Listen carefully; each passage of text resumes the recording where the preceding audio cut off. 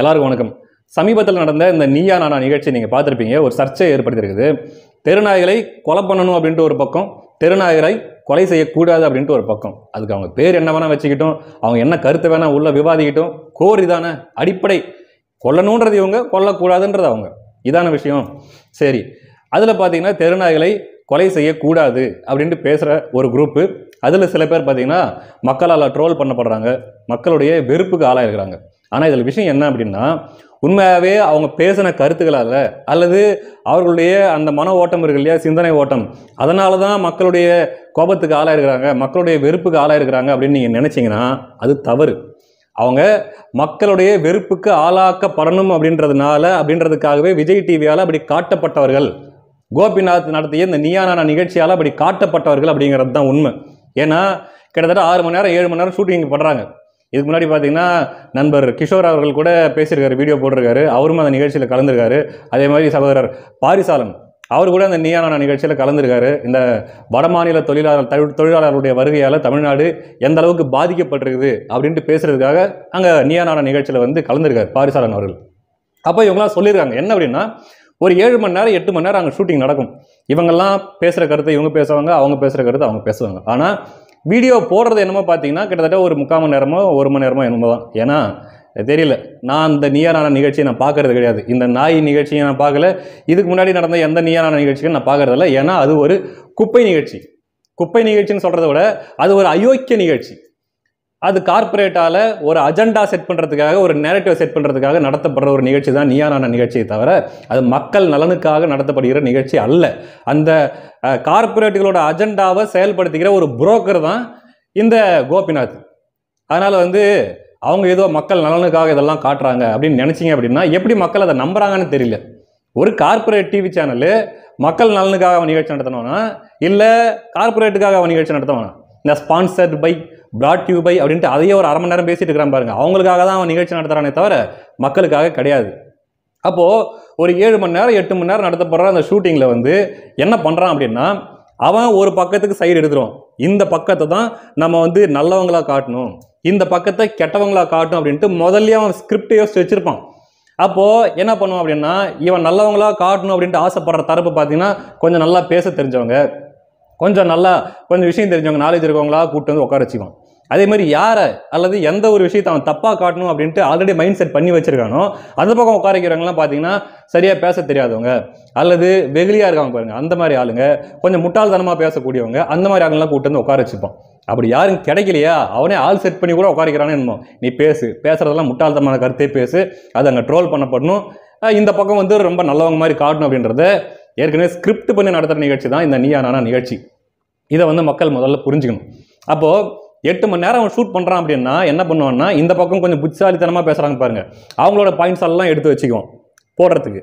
இந்த பக்கம் உண்மையாகவே அவர்களுடைய கருத்துக்கு வலு சேர்க்கிற மாதிரி உண்மையாகவே புத்திசாலித்தனமான கருத்துக்களை, அதே மாதிரி நியாயமான கருத்துக்களை பேசியிருப்பாங்க நிறைய பேர், அதையெல்லாம் வெட்டி தூக்கிட்டு யாரெல்லாம் கொஞ்சம் முட்டாள்தனமாக கொஞ்சம் என்ன சொல்கிறது விவரம் இல்லாமல் பேசியிருப்பாங்க பாருங்க, அந்த மாதிரியான ஆளுங்களை கருத்தையே போடுறது. அப்போது பார்க்குறவங்களுக்கு என்ன தெரியும், பாடுறா இவங்க என்ன கரெக்டாக பேசுகிறாங்க, புத்திசாலித்தனமாக பேசுகிறாங்க, இவங்க என்னமோ பைத்தியக்காரங்க மாதிரி பேசிகிட்டு இருக்கிறாங்க அப்படின்னு பார்க்குறவங்களுக்கு இயல்பாகவே தோணும் மக்களுக்கு. இது திட்டமிட்டு செய்யப்படுவது.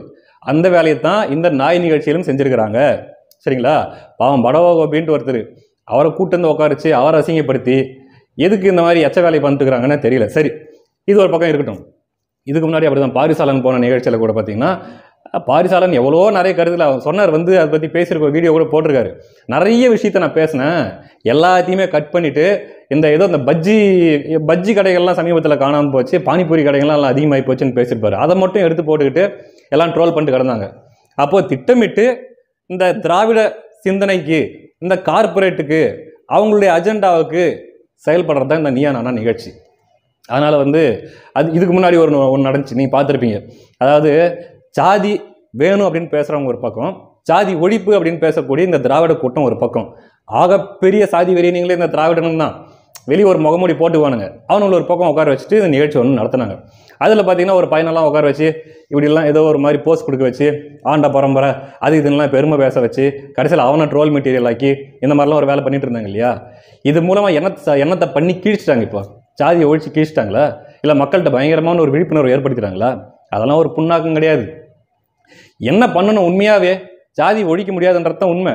என்ன பண்ணணும், சாதி சர்டிஃபிகேட்லாம் கிழிச்சு போட்டுடலாமா? முதல்ல கோபிநாத் கிழிச்சு போட்டோம், அப்புறம் மற்றவங்களாம் கிழிச்சு போடலாம்.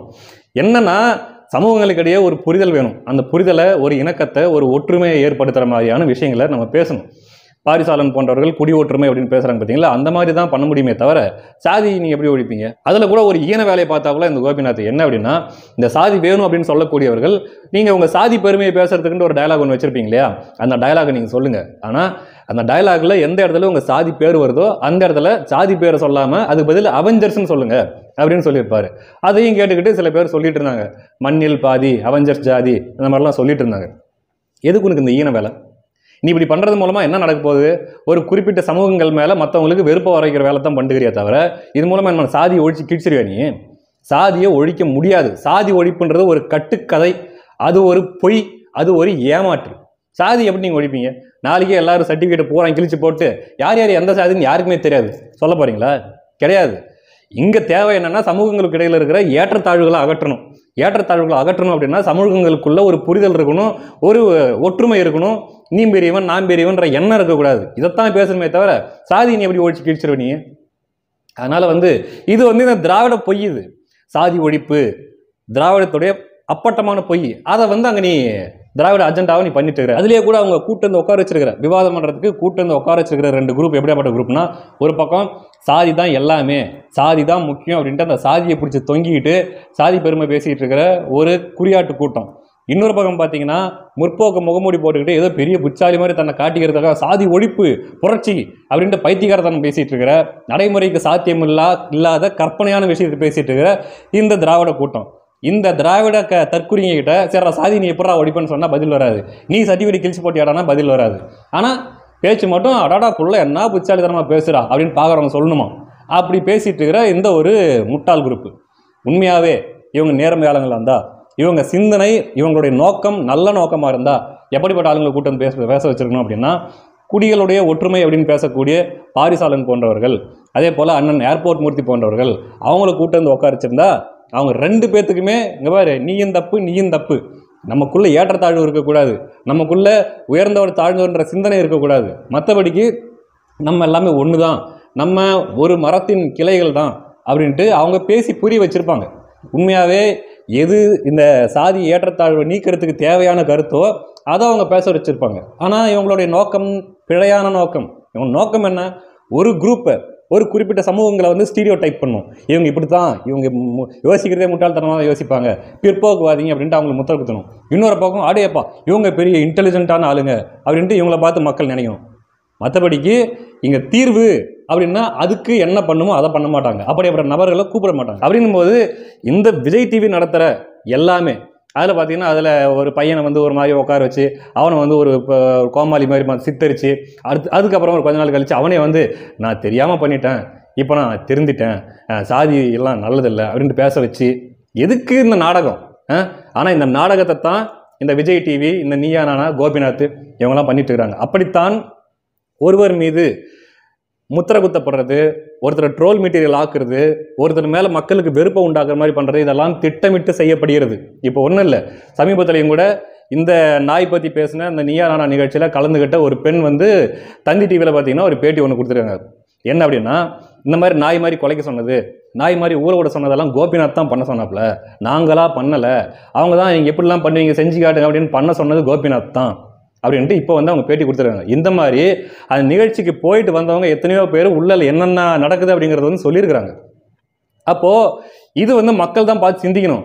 இந்த மாதிரி பைத்தியகாரத்தனமான இல்லை, ரொம்ப வெல் பிளான்டு அயோக்கியத்தனமான நிகழ்ச்சிகளை மக்கள் பார்க்குறத புறக்கணிக்கணும். எதுக்கு அதை போய் பார்த்துக்கிட்டு இதே மாதிரியான ஒரு விவாத நிகழ்ச்சி சில ஆண்டுகளுக்கு முன்னாடி தந்தி டிவி நடத்திட்டு இருந்தாங்க.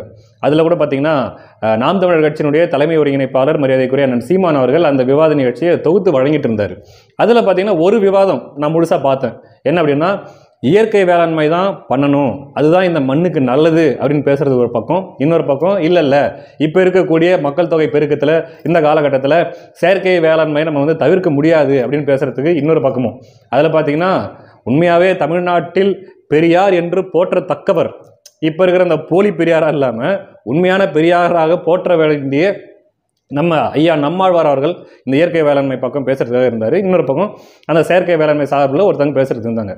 அது நிகழ்ச்சியை பார்த்தீங்கன்னா அந்த நிகழ்ச்சி உண்மையாகவே பார்த்த மக்களுக்கு செயற்கை வேளாண்மை என்பது எவ்வளவு ஆபத்து மற்றும் எவ்வளவு மக்கள் விரோதம், இயற்கைக்கு விரோதமானது அப்படிங்கிறது அந்த நிகழ்ச்சியை பார்க்குறவங்களுக்கு நல்லா புரியும்.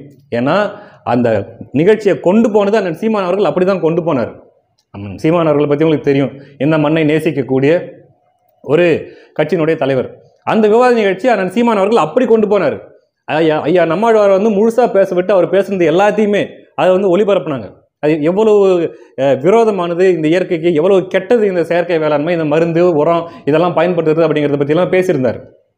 அப்போது உண்மையாகவே அந்த நிகழ்ச்சியை நடத்துபவர்களுடைய நோக்கம் நல்ல நோக்கமாக இருக்குது. அந்த நிகழ்ச்சியை வந்து எதுக்கு ஏற்பாடு பண்ணியிருக்காங்களோ அதனுடைய நோக்கம் மக்களுக்கு பயன்பாடு உள்ளதாக இருக்குது அப்படின்னு நடத்தினா அப்படி நடத்த முடியும். ஆனால் கோபிநாத் அப்படியே நடத்திட்டு இருக்கிறாரு. கோபிநாத் என்ன மக்களுக்காக நடத்திட்டு இருக்கிறாரா? கிடையாது. அவங்க வந்து கார்பரேட் ஏஜென்டாக நடத்திட்டு இருக்கிறாங்க. ஆனால் சீமான் மாதிரி ஆட்கள் அந்த விவாதத்தை நடத்தும் போது அந்த விவாத நிகழ்ச்சி நேர்மையாக இருந்துச்சு. இப்போ அப்படித்தான் இருக்குதா? முழுக்க முழுக்க நாடகம், ஸ்கிரிப்ட்.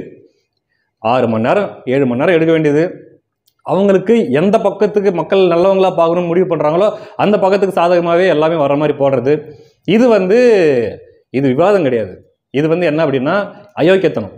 இந்த அயோக்கியத்தனத்தை இந்த கார்பரேட் அஜெண்டாவுக்கு, திராவிட அஜெண்டாவுக்கு துணை போகிற, இந்த அயோக்கியத்தனத்துக்கு துணை போகிற புரோக்கர் பையன் தான் இந்த கோபிநாத் அவர்கள். அதனால் இதுக்கு மேலேயாவது மக்கள் புரிஞ்சுக்கணும். இந்த நாய் சம்பந்தப்பட்ட விஷயத்தில் நீங்கள் பாரிசாலன் அவர்களுடைய காணொலி நீங்கள் முழுசாக பாருங்கள். ஏன்னா ரொம்ப விளக்கமாக தெளிவாக பேசியிருப்பாப்புல, அது என்ன தீர்வு அப்படிங்கிறதையும் சொல்லியிருப்பாப்புல.